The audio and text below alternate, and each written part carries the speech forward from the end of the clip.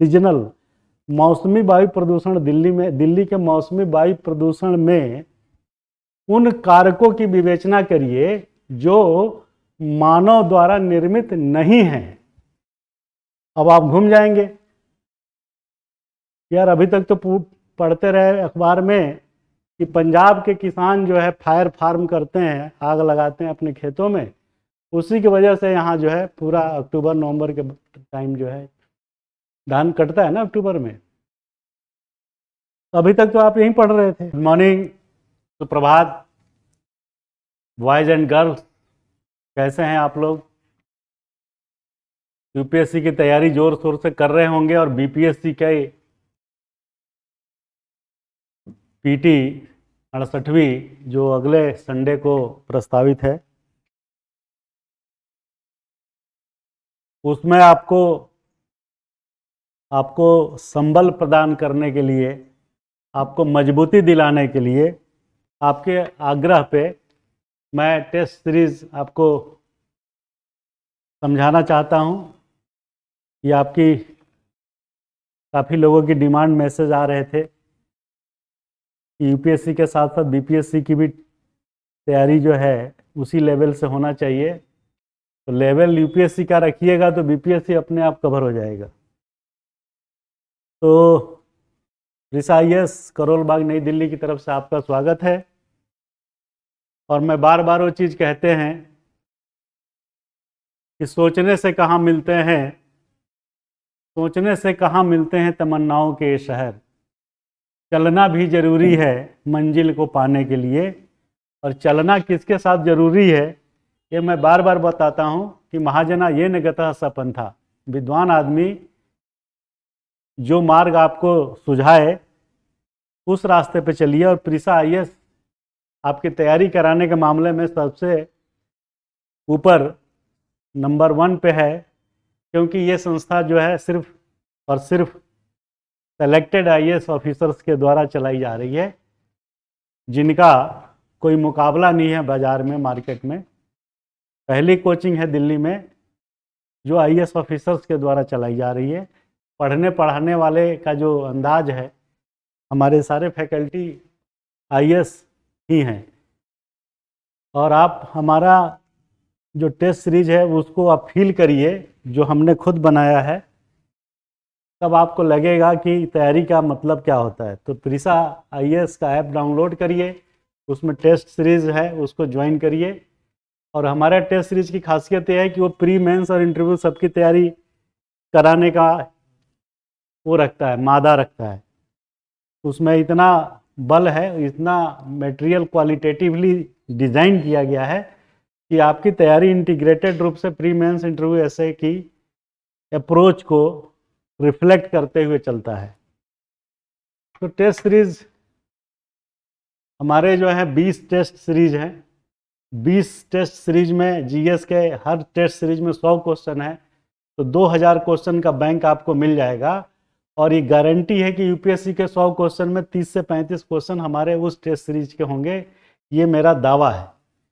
तो आपको मैं दावा इसलिए करता हूँ क्योंकि मुझे मालूम है क्वेश्चन का ट्रेंड क्या रहता है, सरकार में कैसे पॉलिसी बनाने वाले या सरकारी अधिकारी कैसे काम करते हैं। चूँकि मैं खुद ही सरकारी अधिकारी हूँ, तो इसलिए ये टेस्ट सीरीज की क्वालिटी और इससे क्वेश्चन आने की संभावनाओं को हम संपूर्णतः स्वीकार करते हैं कि ये क्वेश्चंस ऐसे बनेगा और ऐसे आएगा।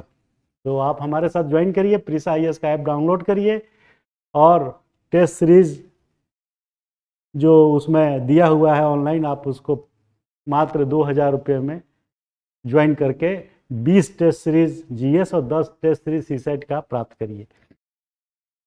सीधे आते हैं टेस्ट सीरीज, ये नंबर 3 है। आप हमारे टेस्ट सीरीज का क्वेश्चन आप खुद देखिए पहले, फिर आप फील करेंगे कि इसमें और बाकियों के टेस्ट सीरीज में कितना अंतर है। ये है IAS के स्टैंडर्ड का, यूपीएससी के स्टैंडर्ड का क्वेश्चन जो आपके सामने दिखाई पड़ेगा। तो पहला क्वेश्चन है, what are the changes in topography, स्थलाकृति में क्या क्या परिवर्तन है कैसे परिवर्तन है, तो उस स्टेटमेंट को 4 स्टेटमेंट हमने दिया है, इसको आप देखिए। Due to human geomorphic activities like, अब देखिए इसी में पहला क्वेश्चन अलग से डिराइव हो गया कि ह्यूमन जियोमॉर्फिक एक्टिविटीज क्या है। ठीक है, ह्यूमन जियोमॉर्फिक एक्टिविटीज क्या है ये आपको इससे पता चल रहा है। तो ह्यूमन जियोमॉर्फिक एक्टिविटीज में लिख रहा है कि like surface mining, road construction, dam and landfills topographical changes. तो due to human geomorphic activities, इन सब एक्टिविटीज के वजह से जो है टोपोग्राफिकल चेंजेज होता है। टोपोग्राफिकल चेंज किसको बोलेंगे? स्थलाकृति, जहाँ पे पहाड़ था, आपने पहाड़ के माइंस को कट किया तो ये पठार बन गया। पठार कैसे बनता है? ये पठार हो गया। और पर्वत कैसे होता है? ये जिसकी पीक जो है नुकीली होती है। इतना सा फर्क है। तो ये सेंटेंस सही है, इसमें कोई दो राय नहीं है कि टोपोग्राफिकल चेंजेज, पहाड़ पठार मैदान नदी नाले ये सब चीज़ें जो चेंज होती है वो क्यों होती है? क्योंकि मानव के द्वारा जो ये सब एक्टिविटीज़ जो है जियोमॉर्फिक एक्टिविटीज, माइनिंग के लिए, रोड बनाने के लिए, डैम के लिए ये सब होता है। तो ये सेंटेंस सही है। दूसरा कह रहा है कि due to human changes erosion carves new valley and widen river bank. ये भी बात सही है, दोनों काफ़ी मिलता जुलता है लेकिन सेंटेंस अलग है, बात एक ही है। तो मानव के द्वारा जो है इरोजन, जो कटाव है वो सब होता है और नए वैली, घाटी और रिवर बैंक जो है वाइडन होता है। बिल्कुल, अगर आप नदी के बेल्ट से मिट्टी का कटान, सैंड का कटान काट के ले जाते हैं तो जब बाढ़ आता है, पानी आता है, तो उसके साथ साथ किनारे और कटते चले जाते हैं। तो ये भी सही है। तीसरा जो है, all topographical changes occur due to human interference not by other factor. अब आप इसको ठीक से पढ़िए, ये गलत है। प्राइमा फेसाई प्रथम दृष्टया लगेगा कि ये सही है कि सारे जो है टोपोग्राफिकल स्थलाकृति जो टेरेन है, पहाड़ पठार मैदान नदी नाले, तो due to all topographical changes occur due to human interference. तो ये गलत हो गया, क्योंकि ये कह रहा है due to human interference not by other factor. देखिए इससे ये सेंटेंस गलत हो गया, क्योंकि ह्यूमन इंटरफियरेंस के साथ साथ अदर फैक्टर भी टोपोग्राफिकल चेंजेज के लिए जिम्मेदार होते हैं। जैसे साइक्लोन आ गया, सुनामी आ गया, गांव के गांव बह गए, भूकंप आ गया, भुज पूरा जो है गुजरात का समाप्त हो गया था। तो केवल आदमी ने थोड़ा ना इंटरफेयर किया था। पहाड़ों में जो भूकंप आता है उसमें तमाम हैबिटेट्स, ह्यूमन हैबिटेट्स खत्म हो जाते हैं। नदी का कटान इतना बढ़ जाता है कि गांव के गांव समाप्त हो जाते हैं। तो ये टोपोग्राफिकल चेंजेस ह्यूमन के इंटरफेरेंस प्लस नेचुरल कैलेमिटीज जो हम बता रहे हैं, अर्थक्वेक, साइक्लोन, सुनामी, ये सब भी जिम्मेदार उतने ही होते हैं। तो ये सेंटेंस गलत है, क्योंकि ये कह रहा है कि नॉट बाय अदर फैक्टर। तो अदर फैक्टर ये गलत हो गया। और क्वेश्चन अगर आपने ढंग से नहीं पढ़ा तो आप कहेंगे हाँ भाई, सब बर्बादी तो ह्यूमन इंटरफेरेंस की वजह से ही हो रही है। लोग बाग मिट्टी काट रहे हैं, पेड़ काट रहे हैं, जंगल काट रहे हैं, नदी का किनारे बालू काट के ले जा रहे हैं, वगैरह वगैरह। और अगला कह रहा है कि changes in topographical ways like are linked with the socio-economic feature of people reside there. Which one is correct in above? तो जो टोपोग्राफिकल चेंजेस जो होते हैं वो किसके साथ लिंक कर रहा है? Socio economic features of people. जो लोग वहाँ रह रहे हैं उनकी ज़रूरतों के हिसाब से, उनकी सामाजिक आर्थिक कारणों की वजह से जो है टोपोग्राफिकल चेंजेज होता है। ये बात सही है। जैसे मैनग्रोव्स की बात हम कल बता रहे थे, उसमें से पेड़ लोग काट ले जाते हैं, तो मैनग्रोव्स का एरिया कम होता है, उसको जिस हिसाब से बढ़ना चाहिए।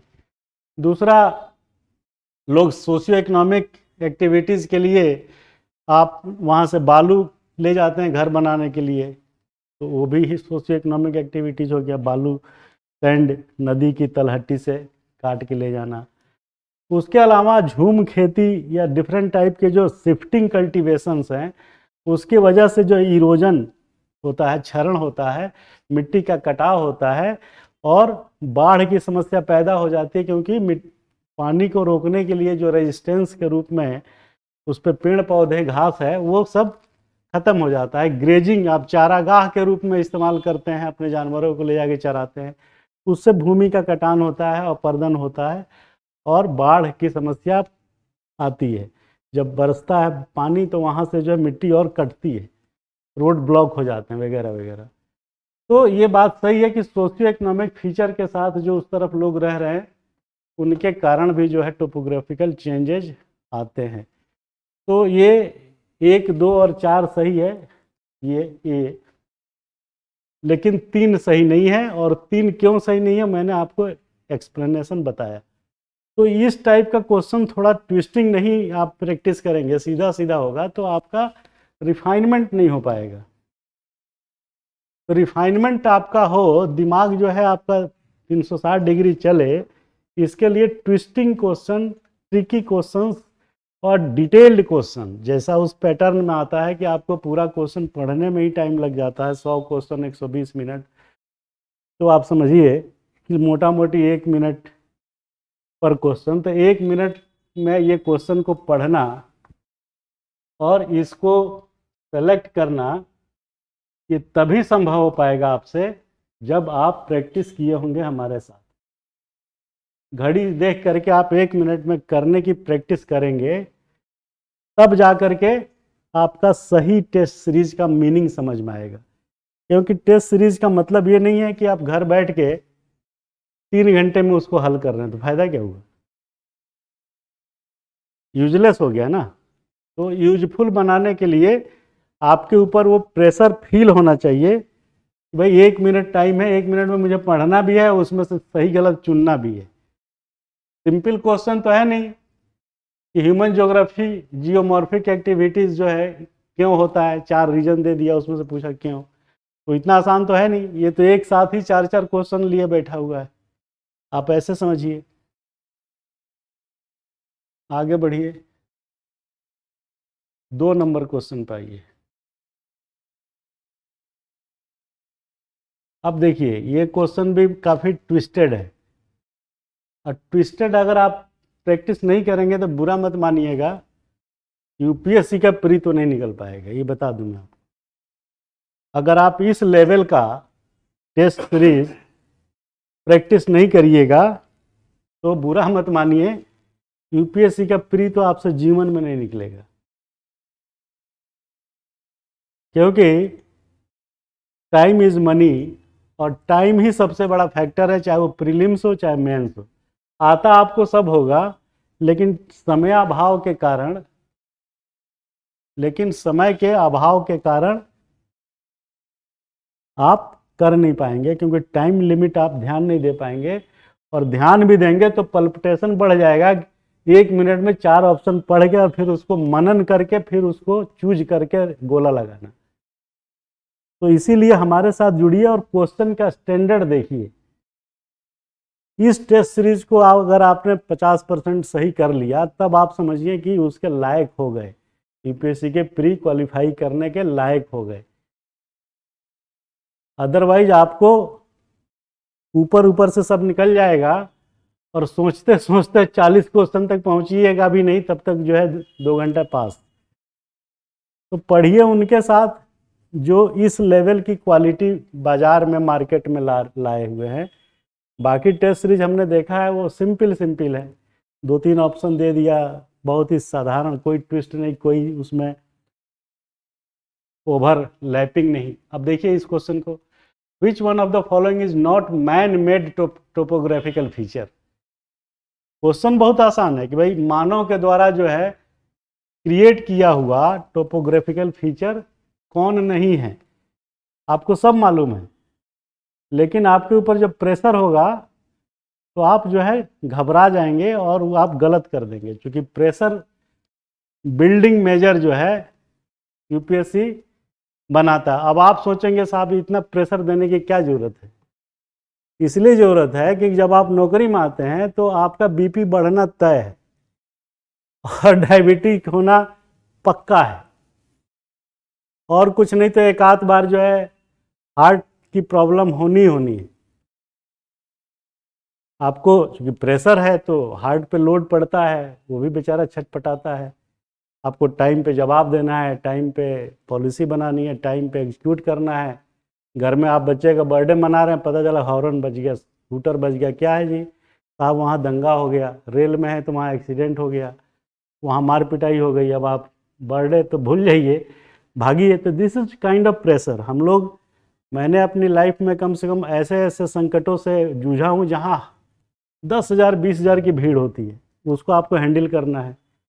उसमें भी तमाम नेता नगरी अलग अपनी नेतागिरी चमकाने के लिए आ जाते हैं, तो प्रेशर बहुत रहता है। इसीलिए यूपीएससी आपको प्रेशर बिल्डिंग मेजर्स पहले से सिखाती है।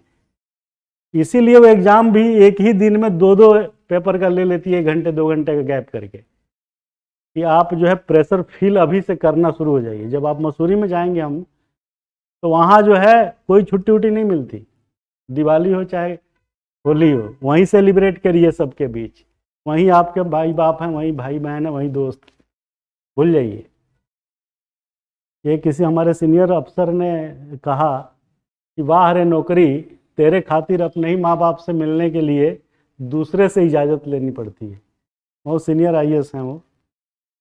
तो प्रेशर बिल्डिंग मेजर इसलिए अडॉप्ट करती है यूपीएससी, क्योंकि फील्ड में कलेक्टर बन के एसपी बन के यही करना है प्रेशर। तमाम नेता नगरी का फ़ोन आएगा, आप उसको हैंडल करिए, कम्युनल राइट से कम्युनल टेंशन को आप संभालिए, 2-4 पत्थर आप भी खाइए। तो ये सब चीज़ें चूंकि कैरियर से जुड़ी हुई है, इसीलिए यूपीएससी ऐसा टफ सिचुएशन देता है जिसमें आप प्रेशर बिल्डिंग कर पाते हैं या नहीं, ये देखता है। तो ये दूसरा क्वेश्चन देखिए, कहने के लिए तो बड़ा आसान है, मैन मेड टोपोग्राफिकल फीचर की बात कर रहा है कि नॉट, कौन नहीं है, मैन मेड आदमियों के द्वारा, मानव द्वारा निर्मित स्थलाकृति फीचर्स कौन नहीं है। तो अब आप देखिए इसमें कौन नहीं है, तो कह रहा है stream, sand dunes, lakes, embankments. अब आप पहले सोचिए कि ये जो है कि नहीं। सबसे बड़ी बात तो ये है कौन नहीं है। स्ट्रीम झरना, सैंड ड्यून्स वो जो मरुस्थल, झील, एम्बैंकमेंट्स, हट, वेल, टैंक्स, सैंड ड्यून्स। तीसरे में कह रहा है valley, trench, pond, forest, huts, river, embankments, lake, stream. अब आप सोचिए कि ये कितना कंफ्यूजन और कितना क्लिष्ट होता जा रहा है कि कौन जो है मैन मेड टोपोग्राफिकल फीचर नहीं है। अब आप बताइए कि पहला जो है मैन मेड है।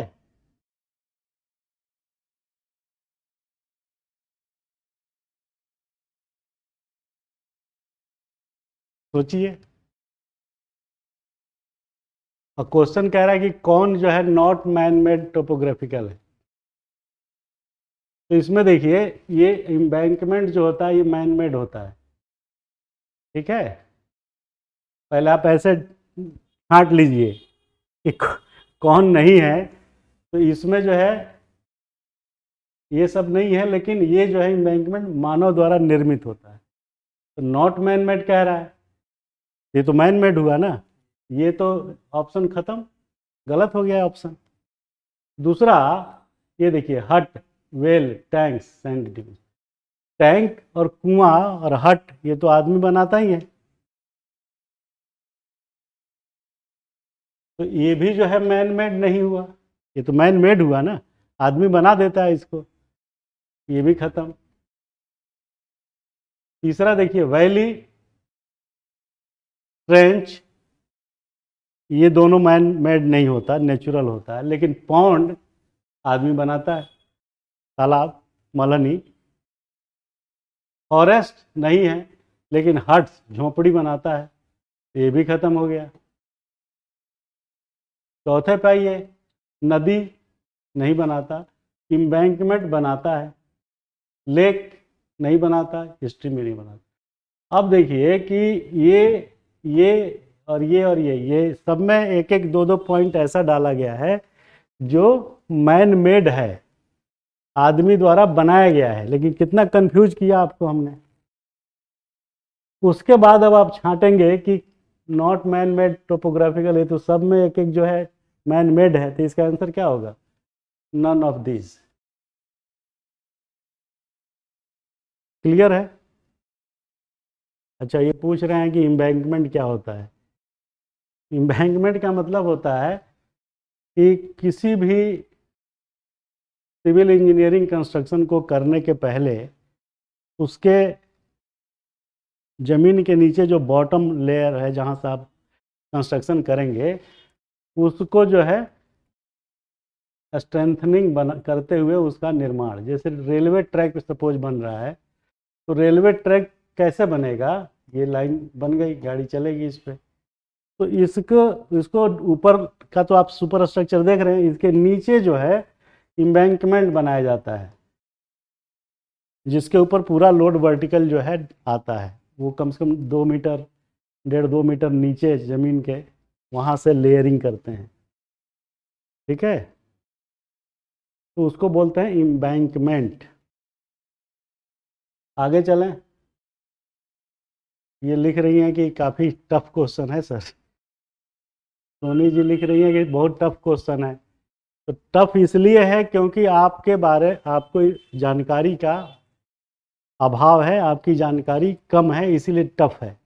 अगर आपको हमारी तरह कोई पढ़ाएगा तो वो टफ नहीं लगेगा, बहुत आसान लगेगा। आगे चलिए।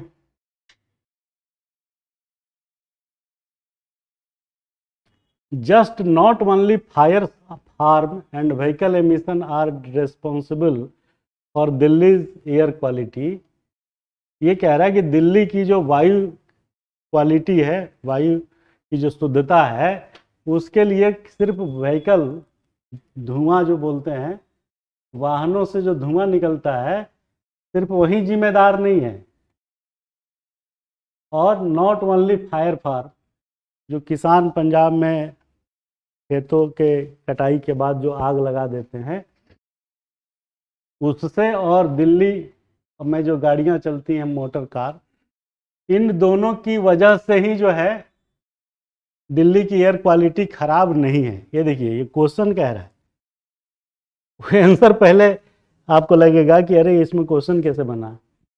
तो कह रहा है कि दिल्ली की जो एयर क्वालिटी है वो सिर्फ गाड़ियों के धुएं और किसानों के द्वारा अपनी पराली जलाने के कारण ही नहीं है, इसमें और क्या चीजें हैं जो इसमें मसाले का काम करती है। ये दो चीज तो है ही, लेकिन ये कह रहा है कि उसके अलावा भी कुछ है क्या। तो अब आप देखिए,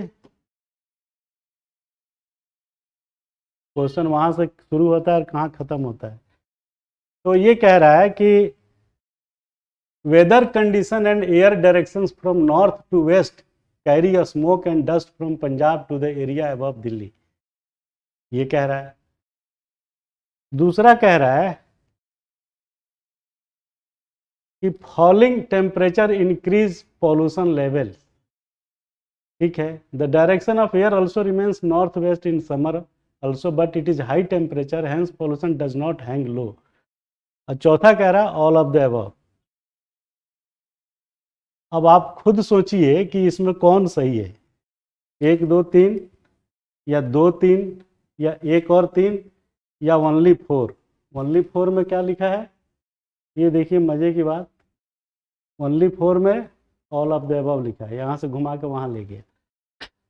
यहाँ सीधे लिख सकता था कि 1 2 3, और ये बेस्ट ऑप्शन क्या है। तो अगर आप ये 1 2 3 कर देंगे तो ये बेस्ट आंसर नहीं है।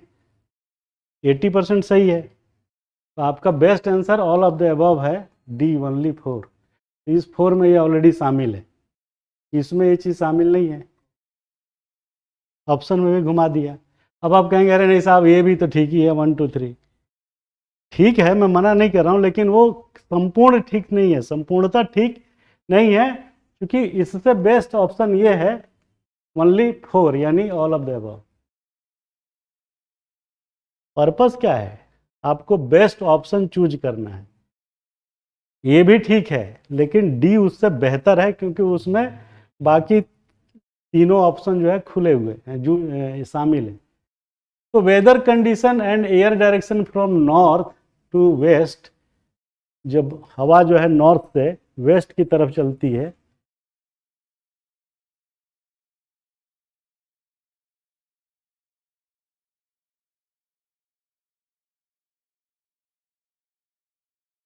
ये आपका नॉर्थ है, ये साउथ है, ठीक है।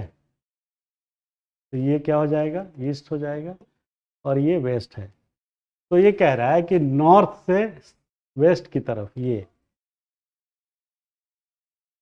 तो वो जो है अपने साथ धुआं और डस्ट जो है पंजाब से जो है लेके दिल्ली के एरिया में, दिल्ली के एरिया से होते हुए गुजरती है, ठीक है। तो पंजाब कहाँ पे, यहाँ पे मोटा मोटी। तो नॉर्थ वेस्ट से जब चलेगी तो दिल्ली जो है यहाँ पे है। तो ये बिल्कुल सही है, weather condition and air direction भी जो है इसमें मज़े की काम करती है, क्योंकि आपको पता होना चाहिए कि खाली पराली वहाँ जला देने से, पराली समझ रहे हैं ना, जो जो अनाज धान गेहूँ काटने के बाद जो उसका ठूंठ रह जाता है नीचे वाला एरिया, उसको पराली कहते हैं देसी भाषा में। उसको जलाया जाता है, क्योंकि खेत को दोबारा जोतने के लिए तैयार करने से पहले उसको हटाना है, तो रिमूवल का तरीका जो है ट्रेडिशनल वो जला करके। दूसरा ये आप समझ गए कि नॉर्थ वेस्ट हवा जब चलती है तो वहाँ से स्मोक कंटेंस करती है और दिल्ली से होके गुजरती है, तो यहाँ जो है धुआं धुआं कर देता है। दूसरा जो फॉलिंग टेम्परेचर सर्दियों में क्यों होता है, क्योंकि टेम्परेचर जो है गिरता है और उसके गिरने से पॉल्यूशन का लेवल जो है बढ़ता है। क्यों, क्योंकि जब टेम्परेचर गिरेगा तो हवा में नमी की मात्रा बढ़ेगी, मॉइस्चर कंटेंट्स बढ़ेंगे, तो हवा भारी हो जाएगी ना। तो जब हवा भारी हो जाएगी तो ऊपर जाएगी नहीं, नीचे की तरफ उसका प्रवाह रहेगा, क्योंकि हेवी है, वजन है। वजन क्यों है, क्योंकि मॉइस्चर है। मॉइस्चर क्यों है, सीजन की बात है। तो उसके वजह से पॉल्यूशन लेवल जो है बढ़ जाता है, क्योंकि जो आप क्रिएट करते हैं यहाँ धुआं ज़मीन पे, सड़कों पे, घरों पे, तो ये जो है ऊपर नहीं जा पाता, क्योंकि टेम्परेचर के गिरने की वजह से ये भारी हो जाती है हवा और ये नीचे की तरफ आती है। तो आप यहाँ रहते हैं तो आपको परेशानी करता है। गर्मियों में हवा जो है हल्की होती है, गर्मी की वजह से टेम्परेचर जो है एटमॉस्फेयर का ज़्यादा होता है, हवा जो है हल्की होती है, ऊपर चली जाती है उड़ के साथ में लेकर के।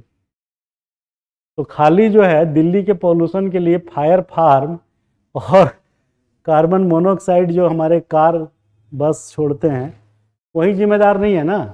तो पहला ये जिम्मेदार है, दूसरा ये जिम्मेदार है।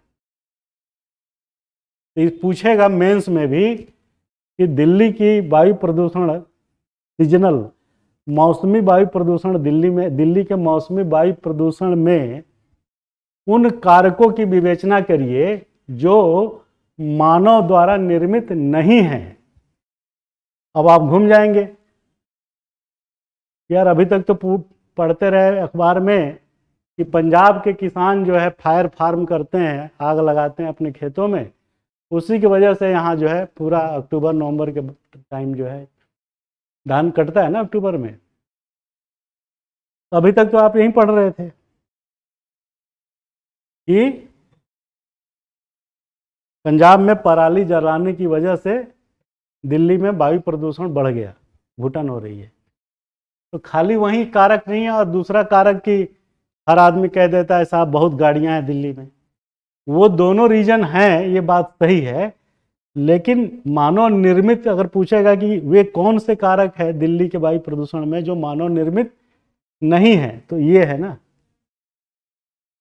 तो आप खुद अपना मूल्यांकन करिए कि ऐसे कौन पढ़ाता है, बहुत रेयर।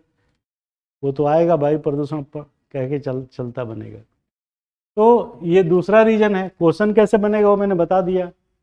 तीसरा रीजन है the direction of air also remains north west, जो पहले उसमें था, in summer also but it is high temperature hence pollution does not hang low. जो पहले बोल चुका मैं कि गर्मी के दिनों में क्या होता है, हवा तब भी वैसी ही बहती है नॉर्थ वेस्ट, लेकिन हाई टेम्परेचर होने की वजह से हवा में नमी जो होती है वो नहीं आ पाती, और ये हवा जो है अपने साथ इन पॉल्यूटेंट्स को लेके ऊपर चली जाती है वायुमंडल में, ठीक है ना। और सर्दियों में टेम्परेचर कम होने की वजह से वो सस्पेंडेड रहती है, यहाँ तक पहुँच ही नहीं पाती, ऐसे इस ड्रॉप करती रहती है, भारी है ना, खाइएगा गिर जाएगी।